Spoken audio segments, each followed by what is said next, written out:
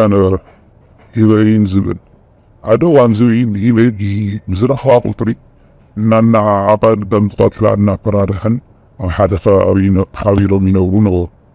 ካብ ዕለታት ሓደ መዓልቲ ሂበይ ናይ ሓደ ሓረስታይ ምሸና ሰሪር ኣብ መፅዋዕዳታ ኣሲራ ክላ ንዝብኢ ይረኽባ። ሂበይ እንታይ ዳ ኮይንኪ ተኣሲርክኒ በላ ውሽጢ ደስ እናውነ ንጎይታይ መዓረድ ተስምና ይበልከን ኢለየስ ኣሲሩኒ ይብል።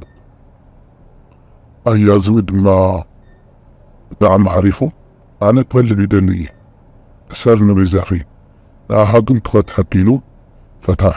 ንሳ ድማ ኣሲራቶ እናባይትወትሉ ናብ ኦም ወፈት።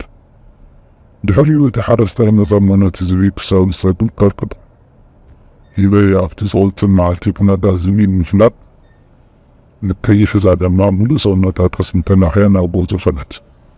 ንሱ ድማ ክትመፅእ ከላ ብርሕዋ ስለ ዝረኣያ ተዘጋጅዩ ንምፅራሕ ኣያ ዝብኢ ንሸካ ደሎ ኢላ ሓተተት። ናብ ጎዘን እንዳኣተወት ከላ ዝብኢ ድማ ዘሊሉ ጀርዓዋን እኳ እንተሓዛ ጠስሚ ስለ ዝነኸየቶ ሙሉእ ኢላ ኣምለጠትኒ።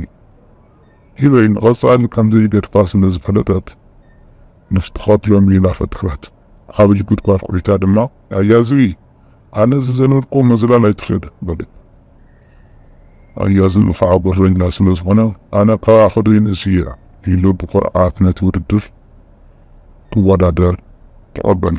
ሂበይ ድማ ነቲ ዘዘጋጅወቶ ጉድጓድ ብብቕዓት ክትዘለ ከላ ዝብኢ ግን ወዲቑ ተሲሩ ናብቲ ጉድጓድ ኣተወ።